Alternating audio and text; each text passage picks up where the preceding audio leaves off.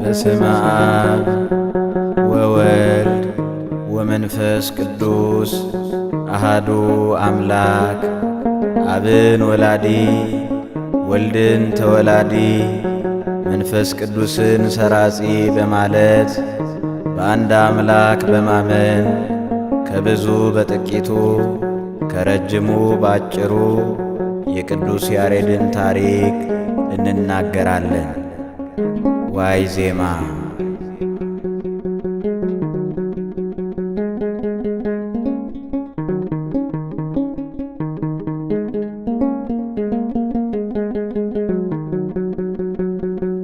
ዋይ ዜማ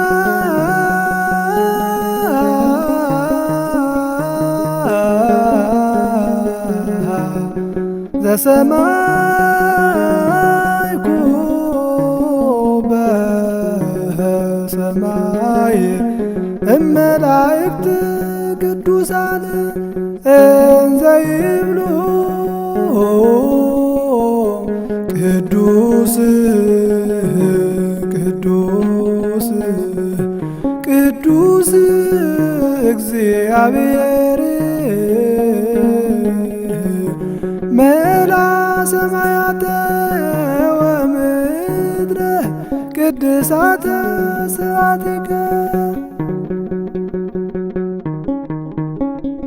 አሸናፊ እግዚአብሔር ሆይ ቅዱስ ቅዱስ ቅዱስ ተብለህ ትመሰገናለህ።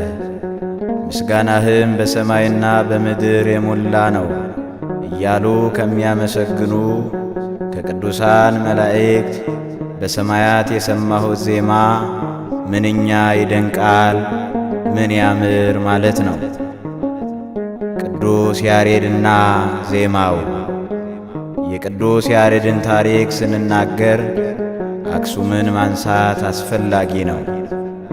የአክሱም ቀዳሚነቷ በኢትዮጵያ ብቻ ሳይሆን በመላው ዓለም መሆኑ የማይካድ ሐቅ ነው። በመሆኑም አክሱም የመንግሥትና የክህነት፣ የሕግና የሥርዓት፣ የታሪክና የቅርስ፣ የሃይማኖት፣ የመሥዋዕትና የአምልኮ፣ የፊደልና የትምህርት፣ የስልጣኔና የእውቀት፣ የሥነ ጽሑፍና የሥነ ስዕል፣ የሥነ ሕንፃና የሥነ ጥበብ፣ የሥነ ባህልና ይህንን መሰል ሥጋዊና መንፈሳዊ ታሪክ ማፍለቂያ ምንጭ ናት። የአክሱምን ታሪክ አንድ በአንድ ተንትኖ ማቅረቡ የምንነሳበት ርዕስ አይሆንም። ነገር ግን አክሱም በዓለም ለምትታወቅበትና ለምትደነቅበት ታሪክ በሙሉ መነሻ፣ መገኛ፣ ምክንያት፣ መሠረት ናት ብለን በአጭሩ ማስቀመጡ የሚፈለገውን ነገር ሁሉ አካቶ የያዘ ኃይለ ቃል ነው ብለን እናስቀምጣለን እንጂ። አዎ መጻሕፍተ ብሉያት ከዕብራይስጥ ቋንቋ ወደ ግዕዝ የተመለሰበት፣ ከእስራኤል ቀጥሎ ከዓለም አስቀድሞ ሕገ ኦሪት የተነገረው፣ መሥዋዕተ ኦሪት የተሰዋው በአክሱም ነው። ኋላም በዘመነ ሐዲስ በአቡነ ሰላማ ከሳቴ ብርሃን አማካኝነት መጻሕፍተ ብሉያት፣ መጻሕፍተ ሐዲሳት ከጽርዕ ወደ ግዕዝ የተተረጎሙት የሐዲስ ኪዳን ሥርዓት በመላው ኢትዮጵያ የተጀመረውና የተሰራጨው በአክሱም ነው። በግዕዝ ፊደል ብቻ ይጻፍ ይነበብ የነበረው ጽሑፋችን ወይም ቋንቋችን ከካዕብ እስከ ሳብዕ ያሉት 6ቱ ሆሄያት ወይም ፊደላት ተጨምረውለት ተገቢውን የጽሑፍ ሥርዓት አግኝቶ አሁን ባለው መልክ እንዲጻፍና እንዲነበብ የተደረገው በአክሱም ነው። ለምሳሌ አክሱም ለማለት አከሰመ፣ ንጉሥ ካሌብ ለማለት ነገሰ ከለበ ተብሎ ይጻፍ ይነበብ ነበር። በዚች ቅድስት ሀገር የተወለደው ማሕሌታዊው ቅዱስ ያሬድም ከላይ ከመላእክት የሰማውን ሰማያዊ ዜማ ያዜመው ሙሉ ድርሰቱን የደረሰው በአክሱም ነው። እንኳንስ የሰው ልቡና እንስሳትንም የመመሰጥ ችሎታ በነበረው ድምፁ ዝማሬውን ያንቆረቆረበት የቃሉን ምስጢር እንደ ዝናም ያወረደበት ስፍራ የታወቀ ሆኖ እስከ ዛሬ ድረስ ሙራደ ቃል እየተባለ ይጠራል። ለመግቢያ ያህል ይህንን ካልን በኋላ ወደ ዋና ርዕሳችን እንመለስ። ከጌታችን ከመድኃኒታችን ከኢየሱስ ክርስቶስ ልደት በኋላ በ505 ዓመተ ምህረት በታሪካዊቷና በጥንታዊቷ ሀገር በአክሱም ልዩ ስፍራው ማይኬራህ መደባይ ታብር በተባለ ቦታ የተወለደው ኢትዮጵያዊው ሊቅ ቅዱስ ያሬድ በሀብተ መንፈስ ቅዱስ ተቃኝቶ ከ540 እስከ 560 ዓመተ ምህረት በነበሩት ዘመናት ውስጥ 5 ጽዋተ ዜማዎችን ማለትም አንደኛ መጽሐፈ ድጓን፣ ሁለተኛ ጾመ ድጓን፣ ሦስተኛ ምዕራፍን፣ አራተኛ ዝማሬን፣ አምስተኛ መዋሥዕትን የደረሰ መሆኑን ይታወቃል። ኢትዮጵያ ቅድስት ብፅዕት ሀገረ እግዚአብሔር የሊቃውንት መፍለቂያ ስንላት በልዩ ልዩ መንፈሳዊ ሥራ ያሸበረቁትን የቅዱሳንና የብፁዓን ልጆቿን ታሪክ በፊቷ ወይም በገጸ ምድሯ እያነበብን ነው። ቅዱስ ያሬድ ብሉያትን፣ ሐዲሳትን፣ መጻሕፍተ ሊቃውንትን በተወዳጁ ዜማው የሚያቀናብር ስመጥሩ ሊቅ እንደመሆኑ የሥጋዊ ሀብት፣ የሥጋዊ ክብር፣ የሥጋዊ ምኞት፣ እሽቅድድምና ፍቅር ጎልተው በሚታዩበት በዚህ በሚያልፈው ዓለም ሰውን ከሥጋዊ ዓለም ወደ መንፈሳዊ ዓለም የሚስቡ ከእግዚአብሔር ጋር በዓይነ ሕሊና የሚያስተያዩና የሚያገናኙ መንፈሳውያን የዜማ ስልቶች አዘጋጅቶ አስረክቦናል። ምንኛ ደስ ይላል!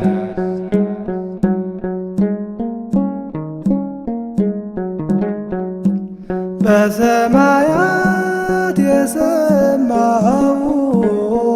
የመላእክት ዜማ በሰማያት የሰማሁት የመላእክት ዜማ ምን ያምር ምን ያምር ምን ያምር ምን ያምር የሰማሁት የመላእክት ዜማ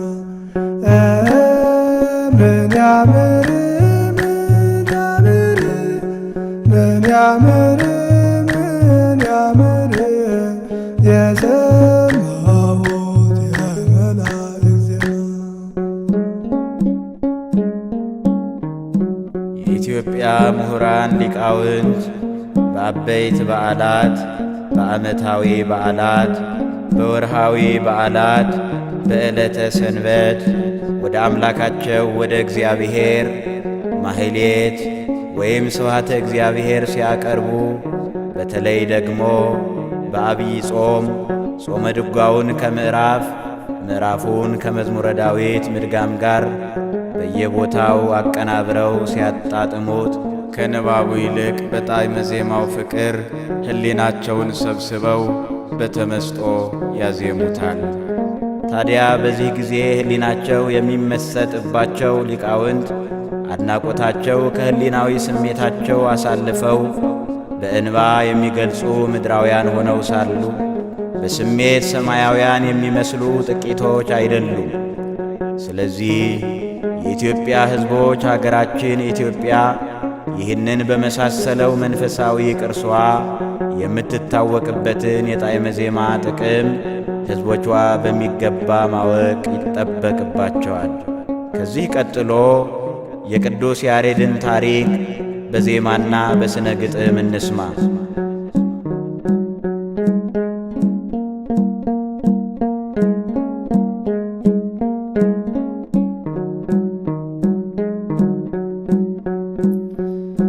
ያሬድ ፈልፈለ ማሕሌት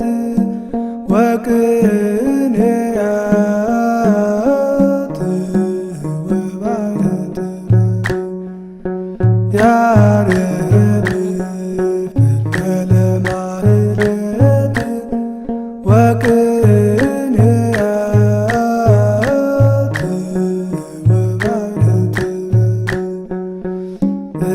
ኮንከ መርዓ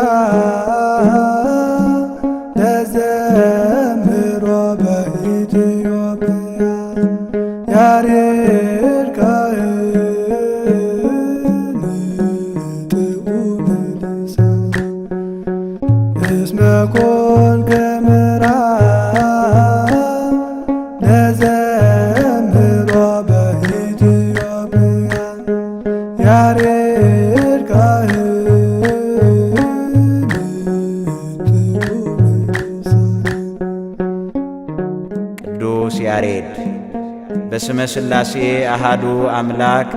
እስኪ እንናገረው የያሬድን ታሪክ።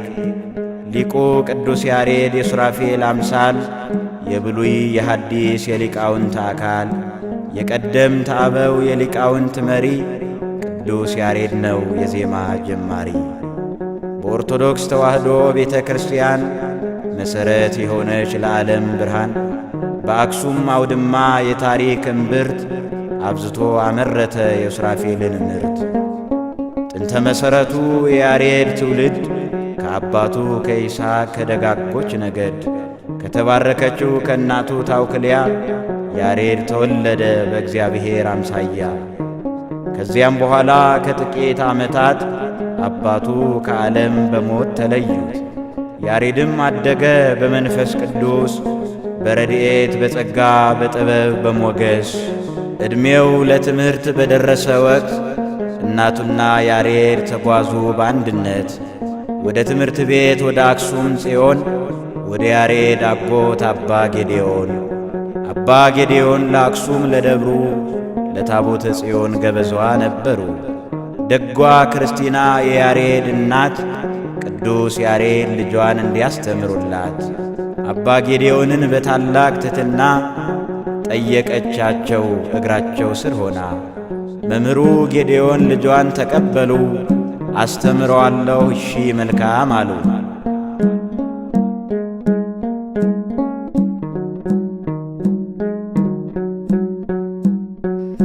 ያሬድ የማህሌት ምንጭ ነህ የቅኔዎች የጥበብ ወንዝ። ያሬድ የማህሌት ምንጭ ነህ የቅኔዎች የጥበብ ወንዝ። መሪ ሆነሃልና ለምስጋና በኢትዮጵያ ያሬድ ካህን ጣፋጭ አንደበት። መሪ ሆነሃልና ለምስጋና በኢትዮጵያ ያሬድ ካህን ጣፋጭ አንደበት። ብላቴናው ያሬድ ትምህርቱን ጀመረ። ሃ ሁ ሂ እያለ ቀናት አስቆጠረ። ትምህርቱ አልገባ አልያዝ ሲለው አለቀሰ ያሬድ ወረደ እንባው። መምህሩ ጌዴዎን ከሌሎቹ ሁሉ ይገስጹት ነበር ያሬድን በግሉ። ትጋ፣ ጽና፣ በርታ፣ አይዞህ ልጄ ሲሉ ያሬድ ስላልቻለ ለውጥን ሊያመጣ በቀቢጸ ተስፋ ከዚያ ቦታ ወጣ። ሳያስፈቅዳቸው አባ ጌዴዎንን ያሬድ ለቆ ሄደ ትምህርት ቤቱን። እጅግ እያዘነ ጉዞውን ቀጠለ። ደክሞት ነበርና አረፍ ልበል አለ። ትልቅ ዛፍ ስር ላይ ውብ ፍሬ ያለው ተቀመጠና አንድ ትል ታየው። የዛፏን ፍሬ ለመብላት ሲወጣ ሲወድቅ ይመለከተዋል አትኩሮ በጥብቅ። ብሎ ብሎ ትሉ ድካሙ ተሳክቶለት የዛፏን ፍሬ በቃ ለመብላት 6 ጊዜ ወድቆ በሰባተኛው ነበረ የዛፏን ፍሬ የበላው። የትሉን ሁኔታ ሲመለከት ቆይቶ ሐሳቡን ቀየሰ በተስፋ ተጽናንቶ።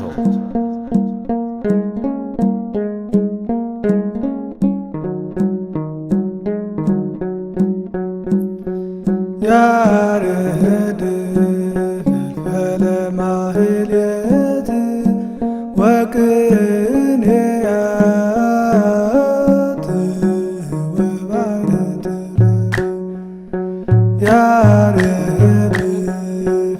ፈልፈለ ማህሌት ወቅኔያት ወባሕት እስመ ኮንከ መርኃ ለዘምሮ በኢትዮጵያ ያሬድ ካህን ጥዑመ ልሳን እስመ ኮንከ መርኃ ለዘምሮ በኢትዮጵያ ያሬድ ካህን ጥዑመ ልሳን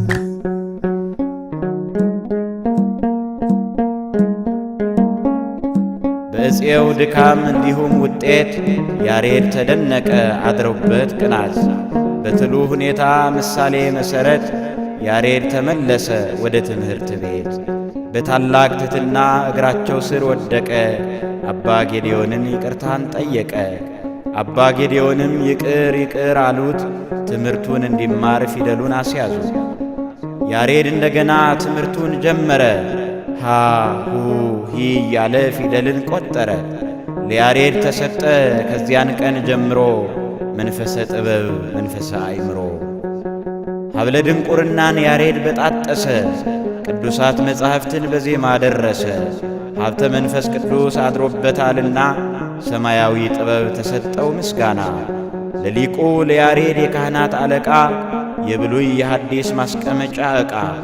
ዝማሬ መዋሥዕት ዜማው አቋቋሙ። ድጓ መጽሐፍ ቅኔ ነባቡ ትርጉሙ።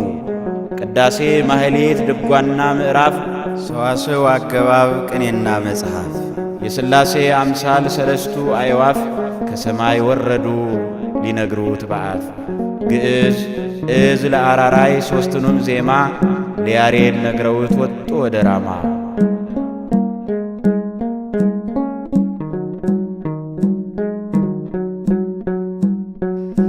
ያሬድ የማህሌት ምንጭ ነህ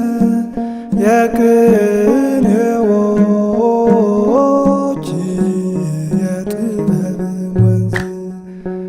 ያሬድ የማህሌት ምንጭ ነህ የቅኔዎች የጥበብ ወንዝ። መሪ ሆነ ለምስጋና በኢትዮጵያ ያሬድ ካህን ጣፋጭ አንደበት መሪ ሆነሃልና ለምስጋና በኢትዮጵያ ያሬድ ካህን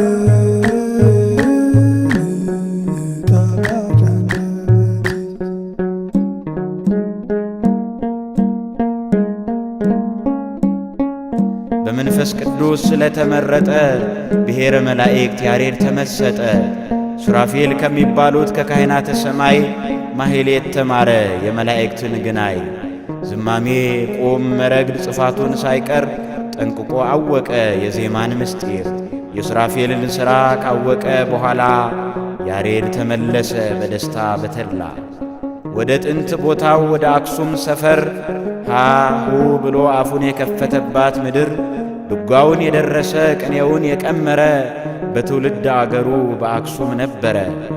ሰማያዊ ዜማ ሲያዜም ሰምተው ያዳምጡት ነበር ከልብ ተመስጠው። የሰው ልጆች ሁሉ እንስሳት ሳይቀሩ ጣፋጭ አንደበቱን ሲሰሙት ነበሩ። የቃሉንም ጣዕም የዜማውን ቃና የድርሰቱ ምስጢር ማርኳቸው ነበርና ተገርመው እጅግ በጣም ተመስጠው ያዳምጡት ነበር ዙፋን ላይ ሆነው። አፄ ገብረ መስቀል እጅግ ተደሰቱ በያሬዱ ዜማና በድርሰቱ። ሳይታወቃቸው የያሬድን እግር ለካ ወግተውታል በእጃቸው በጦር።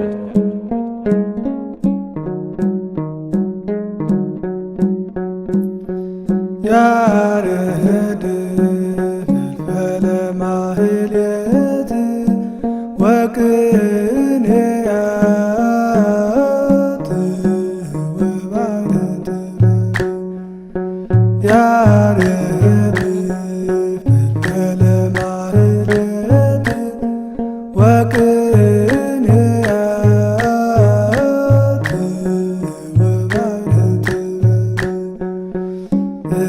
ኮንከ መርዓዊ ለዘምሮ በኢትዮጵያ ያሬድ ካህን ጥዑመ ልሳን እስመ ኮንከ መርዓዊ ለዘምሮ በኢትዮጵያ ያሬድ ካህን ጥዑመ ልሳን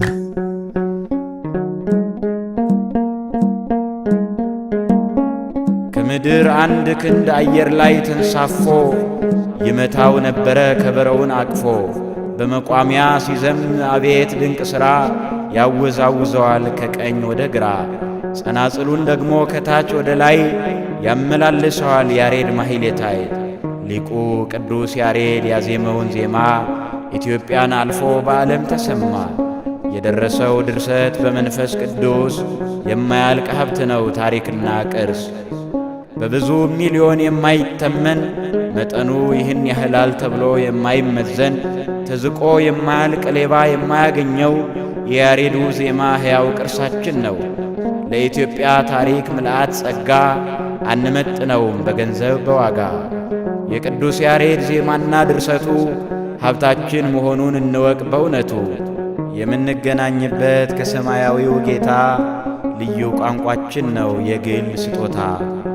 ይህ ሁሉ የሆነው በአምላክ ኃይል ነውና እስኪ እናቅርብለት በዜማ ምስጋና። በሐዋዝ መሰንቆ፣ ጸናጽል፣ ከበሮ ጌታን እናመስግን በቃል በጉረሮ። በጭብጨባና እንዲሁም በእልልታ ምስጋና እናቅርብ ለፈጠረን ጌታ። ሁሉ እንደየአቅሙ እንደየችሎታው ሳያፍር ሳይፈራ ጌታን ያመስግነው።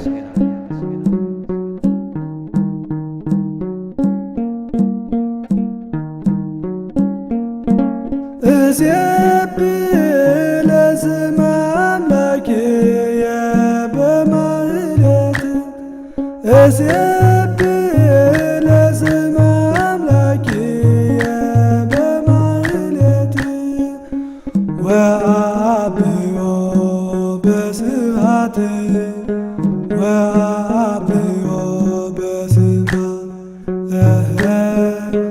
ወአብዮ በስብሐት ወአብዮ በስብሐት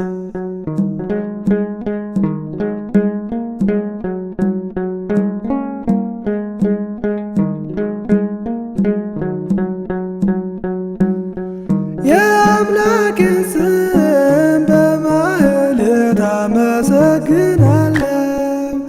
የአምላክን ስም በማኅሌት አመሰግናለሁ። በምስጋናም ከፍ ከፍ አደርገዋለሁ። በምስጋናም ከፍ ከፍ አደርገዋለሁ።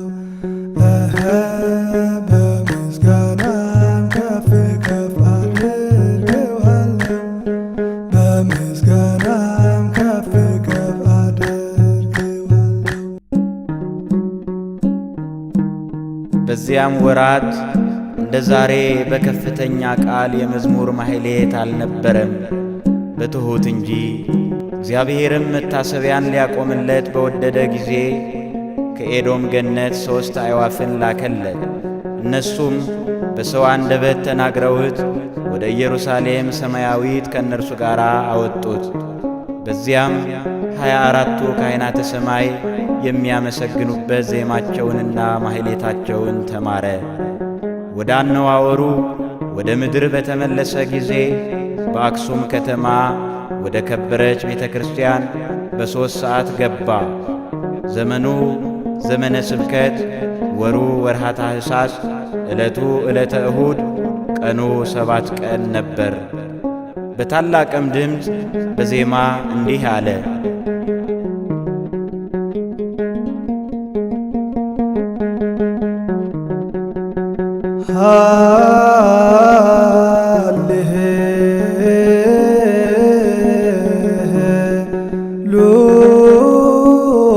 ሃሌሉያ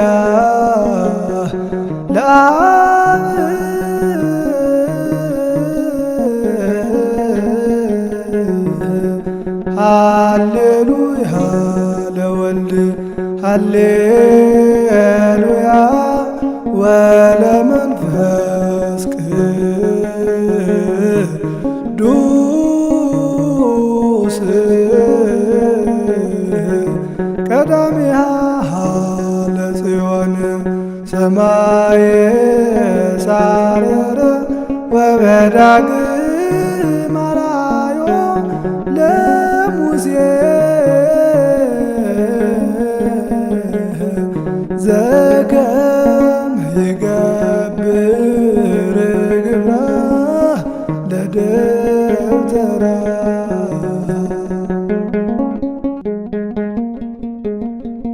ምስጋና ይሁን ለአብ፣ ምስጋና ይሁን ለወልድ፣ ምስጋና ይሁን ለመንፈስ ቅዱስ። የጽዮን ደገኛዋ ሰማይን ፈጠረ። ዳግመኛም እንዴት እንደሚሠራት የድንኳንን አሰራር ለሙሴ አሳየው፣ አስተማረው ማለት ነው። ይህችንም ምስጋና አርያም ብሎ ሰየማት።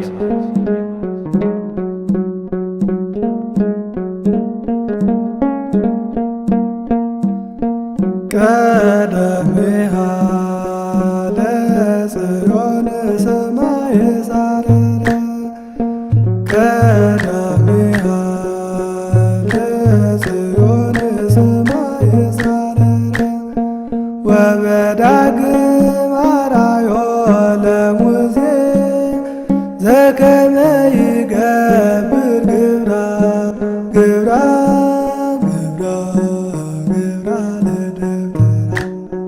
ወበዳግም አርአዮ ለሙሴ ዘከመ ይገብር ግብራ ግብራ ግብራ ለደብተራ።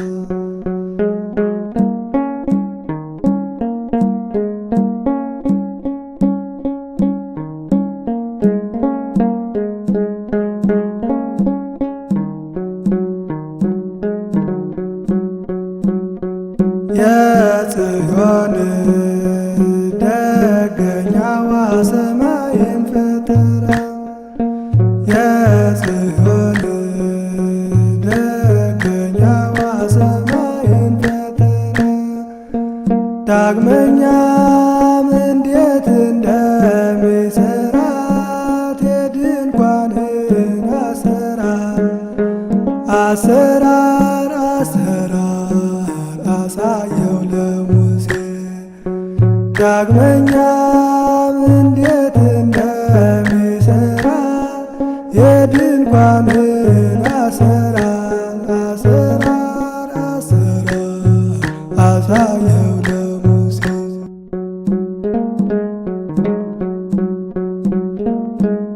ያን ጊዜ ቅዱስ ያሬድ ወደ ቤተ ክርስቲያን ገብቶ ቅድስተ ቅዱሳን ላይ ሆኖ ከምድር አንድ ክንድ ያህል ከፍ ብሎ በዜማ እንዲህ ሲል አዜመ።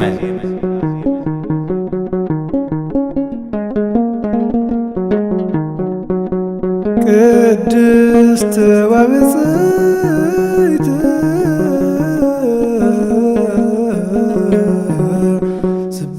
ስብሕት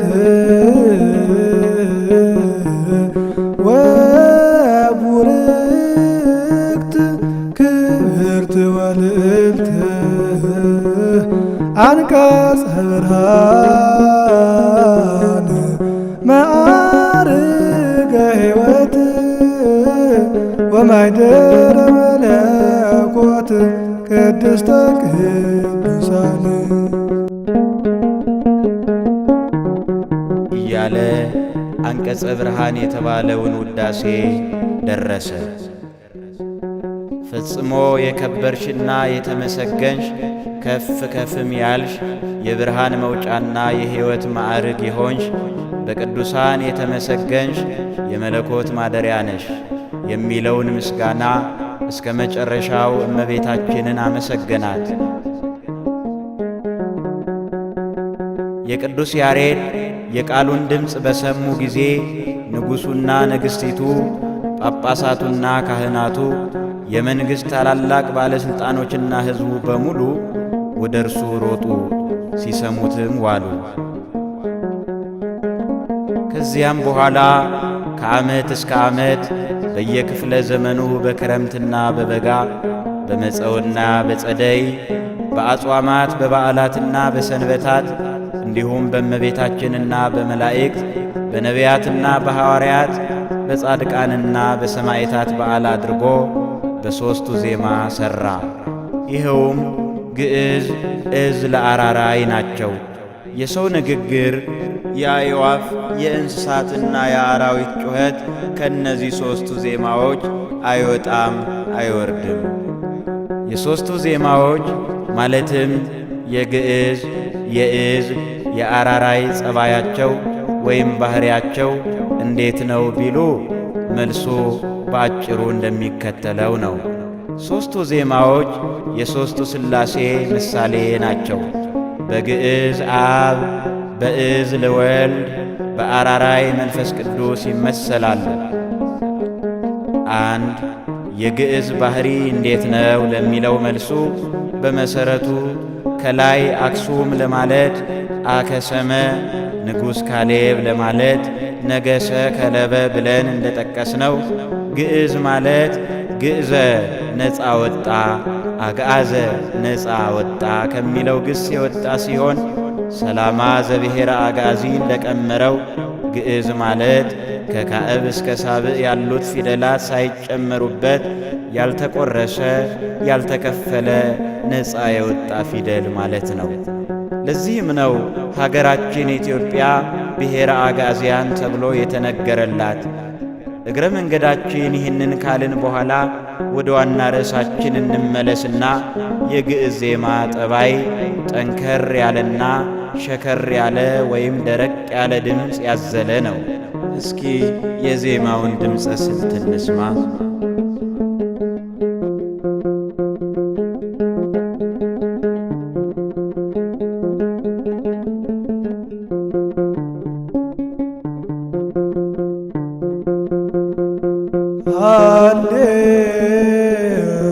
ሃሌሉያ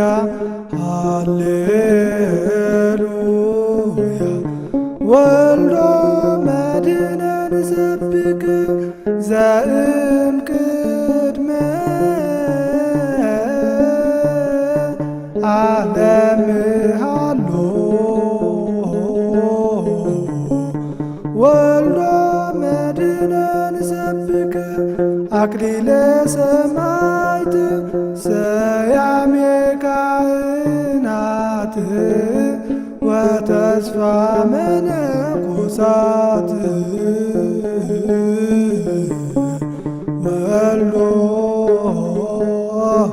መድኅነ ንሰብክ ወልዶ መድኅነ ንሰብክ።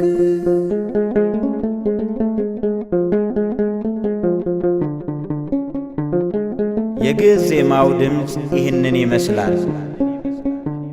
2 የዕዝል ጸባዩ እንዴት ነው ብንል አዘለ በረታ ከሚለው ግስ የተወሰደ ሲሆን ዕዝል ማለት ብርቱ፣ ኃይለኛ፣ ቶሎ የማይያዝ ማለት ነው። የዜማው ድምፅ ደግሞ በትንሹ እንስማ።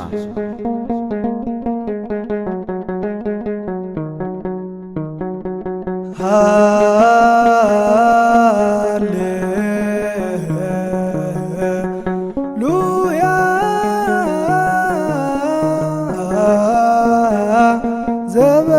ዘበመስቀሉ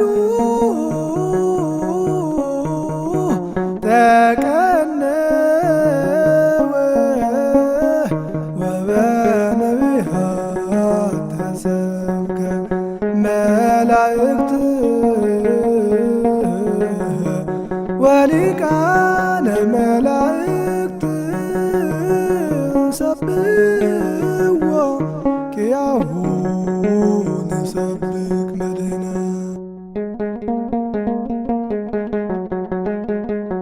የዕዝል ጸባዩ ይኸው ነው።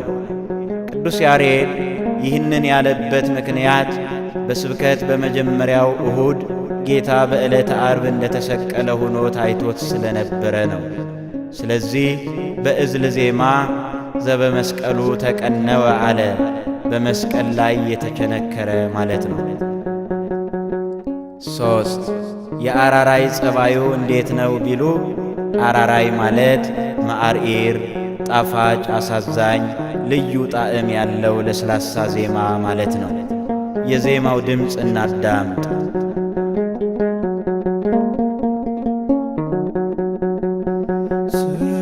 ስብሐት ለአብ ወወልድ ወመንፈስ ቅዱስ ለዓለሙ ወለዓለመ ዓለም። ሃሌሉያ ዘተነግረ በሕገ ኦሪት ምጽአት ወዘበቁ ነቢያት እግዚአ ለሰንበት ዘይዜንዋ ለጽዮን ቃለ ትፍስሕት በነቢያት ተሰብከ። ይህ ዜማ አራራይ በመባል ይታወቃል። ቅዱስ ያሬድ ከነዚህ በተጨማሪ የራሱ የሆኑ የዜማ ምልክቶች በዝርዝር አስቀምጧቸዋል። እነሱም ይዘት፣ ድፋት፣ ሂደት፣ ጭረት፣ ቅናት፣ ርክርክ፣ ደረትና ቁርጥ በማለት ሰይሟቸዋል። እነዚህ 8 ናቸው። የ8ቱ ብሔረ ኦሪት ምሳሌ ናቸው።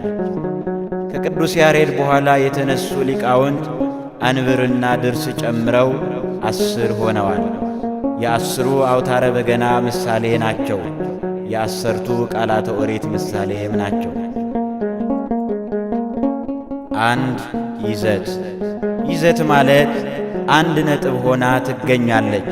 ትርጉሙ ያው መያዝ ማለት ነው፣ ወይም ይዞ ማቆም ማለት ነው። ምሳሌው ደግሞ አሃዚ ዓለም በእራሁ የተባለለት አምላክ ዓለምን በእጁ እንደ እንቁላል ጨብጦ የያዛት መሆኑን ያመለክታል። የጌታ መያዝንም ያመለክታል። 2 ድፋት። ድፋት ማለት በዜማው ቋንቋ ቁልቁል መድፋት ሲሆን ምሳሌው ደግሞ ወረደ እምሰማያት ተሰብአ ወተሰገወ እንዲል ከሰማየ ሰማያት ወርዶ ከድንግል ማርያም ተወልዶ በዚህ ምድር እንደተገለጸ የሚያመለክት ነው። አስከበቶ እሙም ይላል። 3 ሂደት። ሂደት ማለት በዜማው ምስጢር መሄድ ማለት ሲሆን ምሳሌው ብዙ ሕሙማን ወዳሉበት ሰዎች ወዳሉበት እየሄደ እንዳስተማራቸውና እንደፈወሳቸው ለማስረዳት ነው። 4 ጭረት። ጭረት ማለት በዜማው ምስጢር መጫር ሲሆን ምሳሌው ደግሞ 22ቱ ስነ ፍጥረታትን ያበዛውና የወሰነው መሆኑን ለማስረዳት ነው። አይሁድ ጌታችንን በአለንጋ ሲገርፉት በሰውነቱ ላይ የወጣውን ጭረትንም ያመለክታል። 5 ቅናት። ቅናት ማለት በዜማው ቋንቋ የድምፁን ስልት ማቅናት ሲሆን ምሳሌው ደግሞ እግዚአብሔር አምላክ ቀናኢ ውእቱ እንዲል ጎልማሳ በሚስቱ ገበሬ በርስቱ ንጉሥ በመንግሥቱ አምላክ በአምላክነቱ ቢገቡበት ይቀናል እንደተባለ አምላክ በአምላክነቱ ቢገቡበት አይወድም ሲል ነው። እርገትንም ያመለክታል። 6 ርክርክ። ርክርክ ማለት በዜማው ቋንቋ መረክረክ ወይም ርክርክ ተደርድሮ የሚታይ ሲሆን ምሳሌው የ20 ዓለማት ምሳሌ ነው። የጌታ የደሙ ነጠብጣብንም ያመለክታል። 7 ደረት። ደረት ማለት በዜማው ቋንቋ ነካ አድርጎ መሄድ ሲሆን ትርጉሙ ደግሞ ትከሻ ማለት ነው። ምሳሌው ዘስልጣኑ ዲበ መትከፍቱ እንዲል ስልጣኑ በትከሻው ላይ ነው ማለት ነው። 8 ቁርጥ። ቁርጥ ማለት በዜማው ቋንቋ መቁረጥ ሲሆን ምሳሌው ደግሞ ፍቅር ሰሃቦ ለወልድ ኃያል እመንበሩ ወአብጽሖ እስከ ለሞት እንዲል ጌታችን መድኃኒታችን ኢየሱስ ክርስቶስ ለሰው ልጅ ሲል ተላልፎ እንደተሰጠ እንደ ሞተ በሞቱም የአዳም የበደልና የኀጢአት ገመድ እንደ ቈረጠ ለማስተማር ነው። 9 አንብር። አንብር ማለት በዜማው ቋንቋ ቁም፣ አንብር፣ አስቀምጥ፣ አሳርፍ ማለት ሲሆን ምሳሌው ጌታችን መድኃኒታችን ኢየሱስ ክርስቶስ ከምድር ወደ ሰማይ ባረገ ጊዜ በአባቱ ቀኝ እንደ ተቀመጠ የሚያመላክት ነው። ሥጋ ወልደ አምላክም በመቃብር ላይ እንደ ተቀመጠ ያመላክታል። 10 ድርስ። ድርስ ማለት በዜማው ቋንቋ ማድረስ ማለት ነው። ምሳሌው ጌታችን መድኃኒታችን ኢየሱስ ክርስቶስ ወንጌለ መንግሥቱን እየሰበከ እያስተማረ ለመላው ዓለም ማዳረሱን ለመግለጽ ነው። ባጭሩ የቅዱስ ያሬድ የዜማ ምልክቶች እነዚህን ይመስላሉ። መንፈሳዊ የዜማ መሳሪያዎች ከቅዱስ ያሬድ ጀምሮ እስከ ዛሬ ድረስ የቤተ ክርስቲያን ዋነኞቹ የውስጥ ወይም የቅኔ ማህሌት መንፈሳዊ የዜማ መሳሪያዎች መቋሚያ፣ ጸናጽልና ከበሮ ሲሆኑ ከውጭ ደግሞ በአውደ ምሕረት፣ በክብረ በዓል፣ በሰርግ፣ በሐዘንና በመሳሰሉት ቤተ ክርስቲያን እንደ መሳሪያ የምትጠቀምባቸው መሰንቆ፣ በገና፣ እምቢልታ ወይም ዋሽንት እና ክራር ናቸው።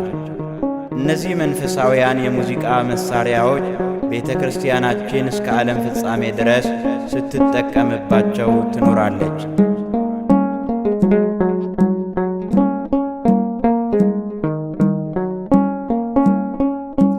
መሰረተ ዜማ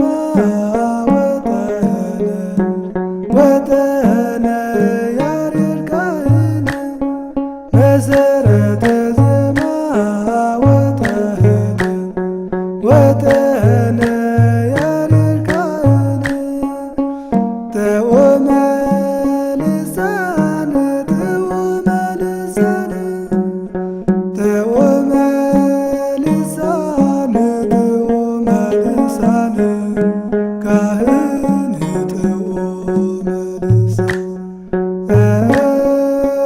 ተወመ ልሳነ ተወመ ልሳነ ተወመ ልሳነ ተወመ ልሳነ ካህን ተወመ ልሳነ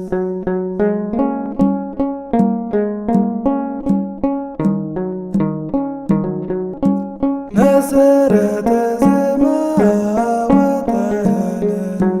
ወጠነ ያሬድ ካህን መሰረተ ዜማ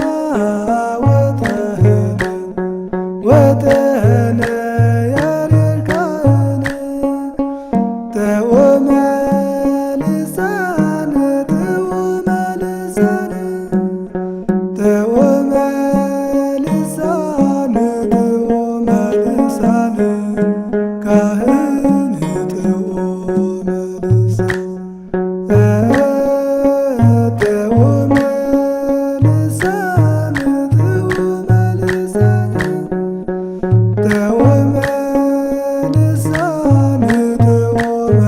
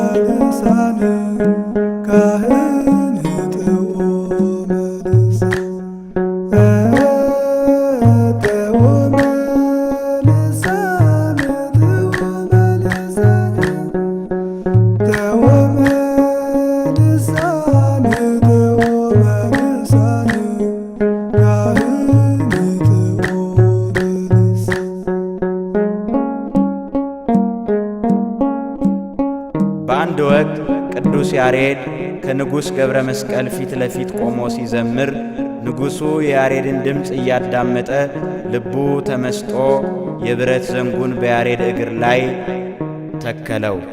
ከእርሱም ደም ፈሰሰ። ያሬድም ማሕሌቱን እስኪፈጽም ድረስ አልተሰማውም። ንጉሡም አይቶ ደነገጠ፣ በትሩንም ከእግሩ ላይ ነቀለ። ንጉሡ ስለ ፈሰሰው የደምህ ዋጋ ጠይቀኝ ብሎ ያሬድን ጠየቀው። ያሬድም እንዳትከለክለኝ ማልልኝ አለው። ንጉሡም ከማለለት በኋላ ወደ ሌሎች ገዳማትና አድባራት እየሄድኩ እንዳገለግልና እንዳስተምር ፍቀድልኝ አለው። ንጉሡም ሰምቶ ከመኳንንቱ ጋር እጅግ አዘነ፣ ተከዘም። እንዳይከለክለው መሐላውን ፈራ፣ እያዘነም አሰናበተው። ምክንያቱም የንጉሥ ፍላጎት አብሮት እንዲኖርና የታቦተ ጽዮን ብቻ አገልጋይ ሆኖ እንዲቀር ነበር። ከዚያም ከንጉሥ ገብረ መስቀል ከተሰናበተ በኋላ አቡነ አረጋዊ ቤተ ክርስቲያን አሰርቶ እንደ ፈጸመ ዜና ሰምቶ ለአገልግሎት ወደ ደብረ ዳሞ ሄደ። የቤተ ክርስቲያኗን ማማር አይቶ በዜማ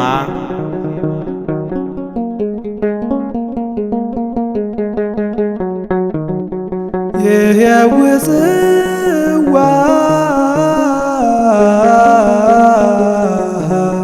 መላእክት እንተ በሰማያት የሕይወት መላእክት እስመ ማኅደረ መለኮት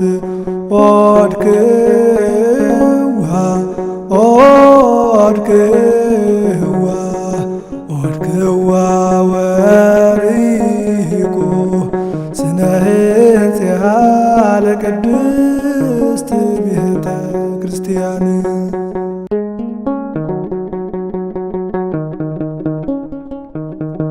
ምስአል ወምስጋድ ወመስተስራየ ኃጢአት ይእቲ ቅድስት ደብተራ አለ።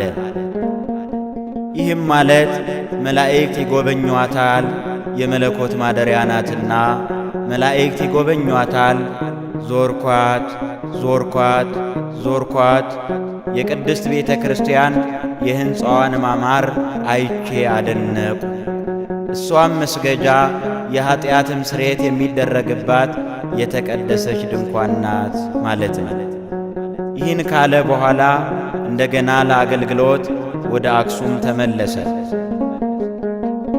ከጥቂት ቀናት በኋላ አቡነ አረጋዊን በሥራው ይወደው ነበርና አቡነ አረጋዊን ለመጠየቅ እንደገና ወደ ደብረ ዳሞ ተመልሶ ሲሄድ ወንዝ ላይ የአቡነ አረጋዊን ደቀ መዛሙርት ባገኛቸው ጊዜ ቅዱስ ያሬድ ሐሳቡን ሁሉ የሚገልጸው በዜማ ነበርና በዜማ እንዲህ ሲል ጠየቃቸው።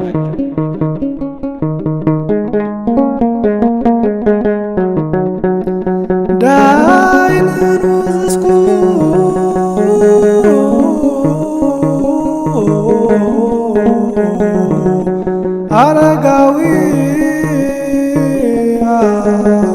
አወክሙ ጻድቅ ወኄር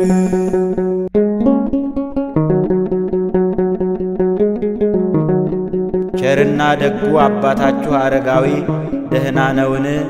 አላቸው። ከዚህም ቀጥሎ ወደ ደቡብ ጎንደር ጋይንት ልዩ ስፍራው አሁን የዝማሬና የመዋሥዕት ማስመስከሪያ ቦታ ተብሎ በሚታወቀው ዙር አባ ወደ ተባለ ቦታ ሄዶ ሲያስተምር ቆይቶ ከዚያ ዝማሬና መዋሥዕት የተባለ ድርሰት ደረሰ። እንደገና ወደ ሰሜን ጎንደር ጉዞውን ቀጠለ። በዚያም ማረፊያ የሚሆን አንድ ትልቅ በዓት አገኘና አረፈ። ምዕራፍ አለው። ያን ጊዜ የመጨረሻ ድርሰቱን ምዕራፍ የተባለ ድርሰት ደረሰ። ከዚያም በጾም በጸሎት ተወስኖ ደቀ መዛሙርቱን እያስተማረ ሰውነቱን እጅግ እያደከመ ኖሮ ገድሉን በዚያ ፈጸመ። በ71 ዓመቱ ግንቦት 11 ቀን ተሰወረ። ካስተማራቸው ተማሪዎች ታዋቂዎች የሆኑት መንክራ፣ ሳዊራ፣ ብስድራና እስክንድራ የተባሉት ደቀ መዛሙርት ተጠቃሾች ናቸው። ቅዱስ ያሬድ በዘመኑ አነጋገር የመጀመሪያው የዜማ፣ የቅኔ፣ የግጥምና የሙዚቃ ባለቤት የኦርቶዶክስ ተዋሕዶ ቤተ ክርስቲያንን ለዓለም ያስተዋወቀ ቀዳማዊና ዳህራዊ የመላእክት አምሳያ ከምድራውያን እርሱን የሚመስል ያልተገኘለት ማሕሌታዊና ምርጥ የቤተ ክርስቲያን ሊቅ የሊቃውንት መመኪያ ነው ተብሎ የተመሰከረለት ታላቅ የቤተ ክርስቲያን አባት ነው። እግዚአብሔርም ስምህን ለሚጠራ መታሰቢያህን ለሚያደርግ በስምህ ቤተ ክርስቲያንን የሠራና ያሰራ በስምህ የተራቡትን የሚያበላ የተጠሙትን የሚያጠጣ የታረዙትን የሚያለብስ ሁሉ ከኀጢአት ነፃ አደርገዋለሁ ብሎ ቃል ኪዳን ሰጠው።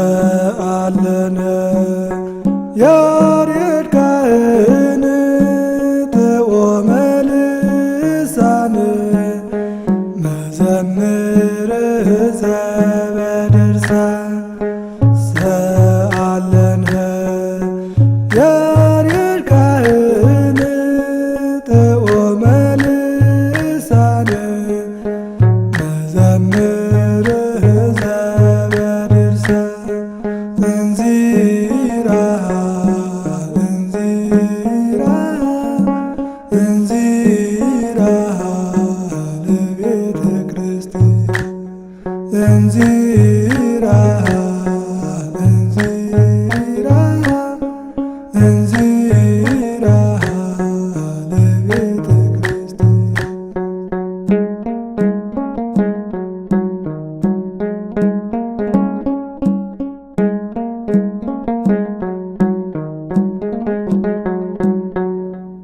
ማሕሌት ማሕሌት ማለት ሀለየ አመሰገነ ካለው አንቀጸ ሰዋስወ ግስ የወጣ ዘር ሲሆን ትርጓሜውም ምስጋና ማለት ነው።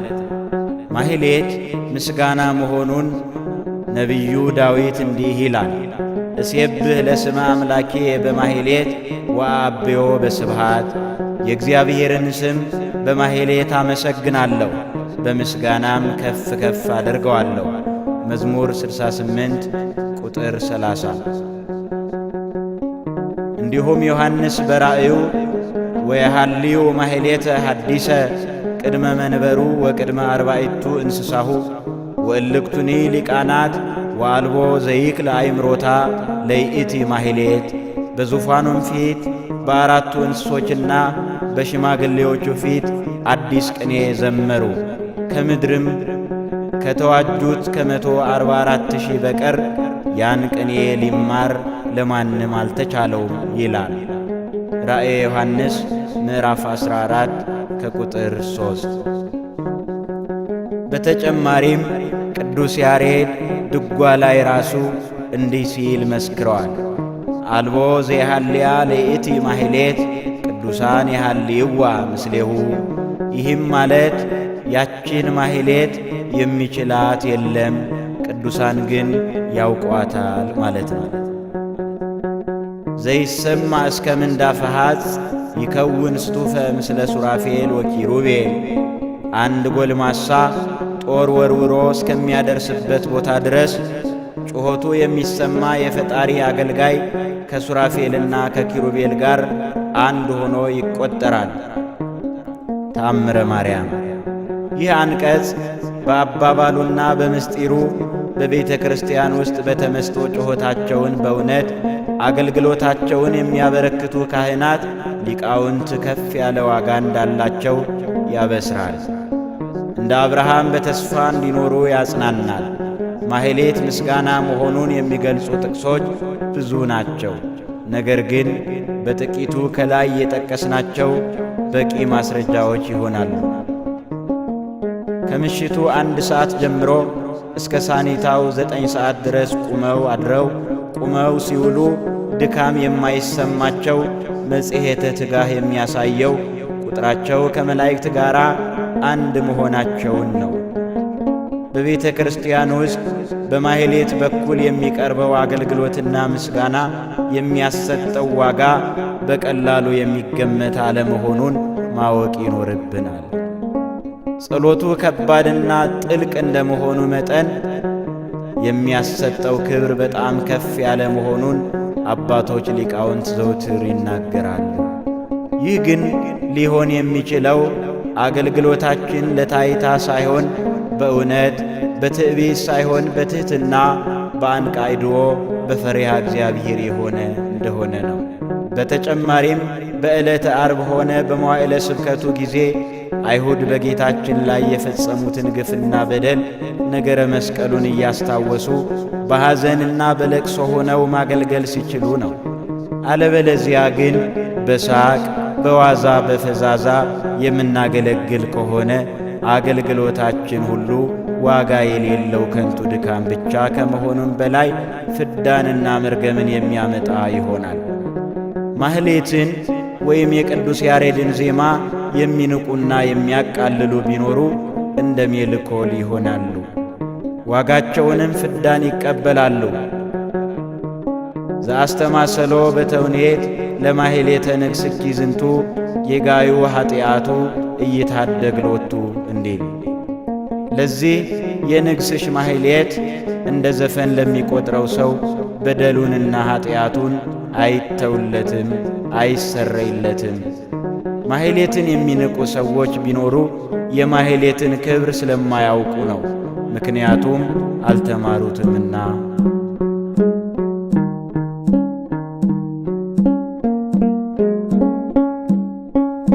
ያሬድ ማኅሌታዬ ለእግዚአብሔር ካህኑ ስብሐተ ትንሣኤ ዘይዜኑ ኦሪት ቶታኑ ወወንጌል አሳይኑ።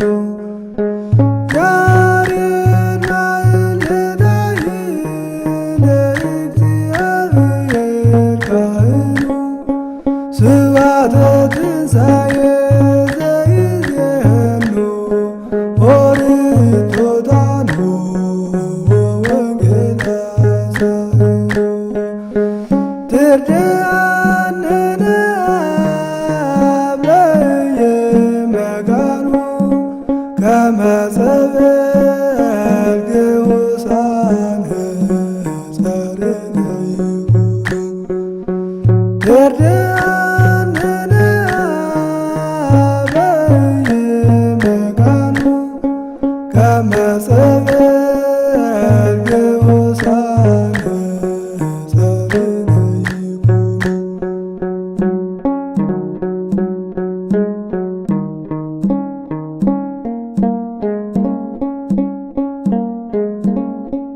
በቅዱስ ያሬድ አማካኝነት የኢትዮጵያ ኦርቶዶክስ ተዋሕዶ ቤተ ክርስቲያን ብሔራዊ እንደመሆኗ መጠን ብሔራዊ ባህልን ተከትላ በሀገሯ ሊቃውንት ተቀምረው ከዘመናት ወደ ዘመናት የኖሩና የሚኖሩ ስማቸውና አይነታቸው የተለያዩ የዜማ ስልቶች፣ የመዝሙር ምስጋና፣ የጸሎት መጻሕፍትን አቅፋ ትገኛለች።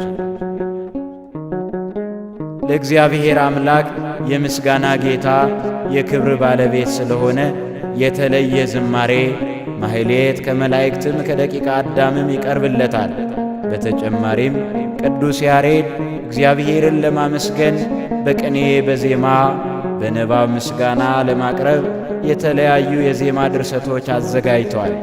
የኢትዮጵያ ኦርቶዶክስ ተዋሕዶ ቤተ ክርስቲያን እንደ ጥንታዊነቷ ቀዳሚ ወይም ተወዳዳሪ ያልተገኘለት የቅዱስ ያሬድ ውብ ዜማ ቅዱስ ያሬድ ከተወለደበት ከ523 ዓመተ ምህረት ጀምሮ በራሷ ሊቃውንት ብራና ፍቃ ቀለም በጥብጣ ብዕር ቀርጻ መጻሕፍትን ጽፋ እንዳይበላሹ ደጉሳ መንፈሳዊ ቅርሶቿን በውስጧ ይዛ ትገኛለች።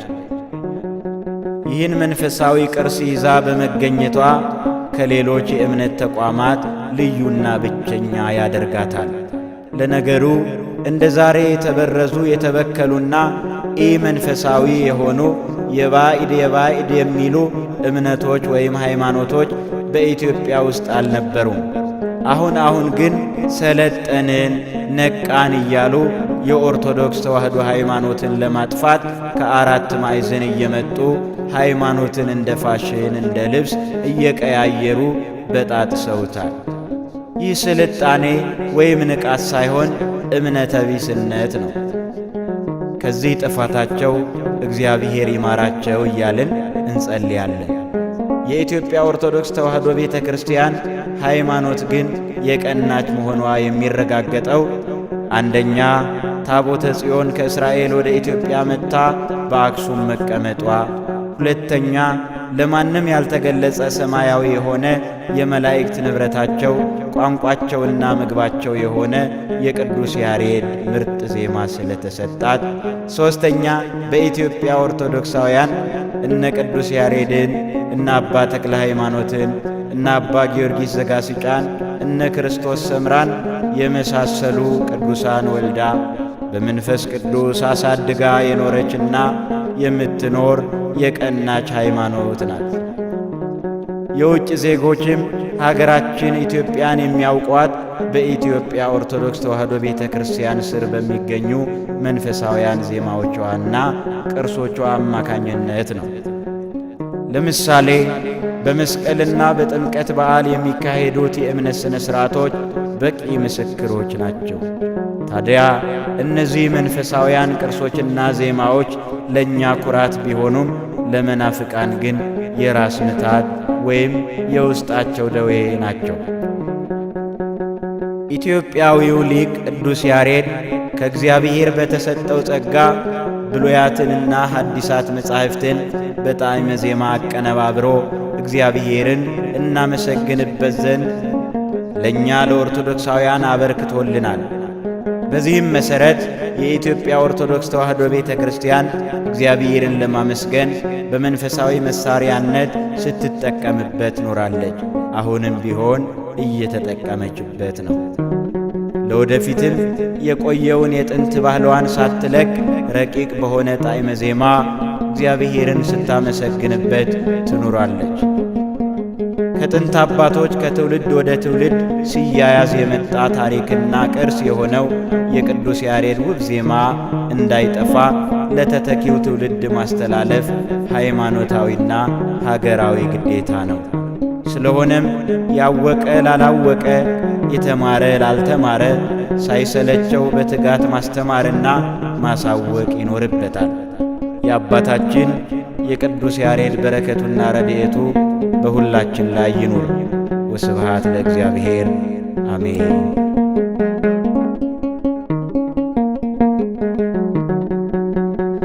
ዘስልጣኑ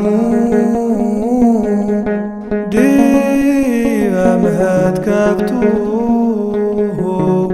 ሎቱ ስብሐት ወአኮቴት እበይ ወባርኮት ውዳሴ ወማህሌት ይእዜኒ ወዘልፈኒ ወለ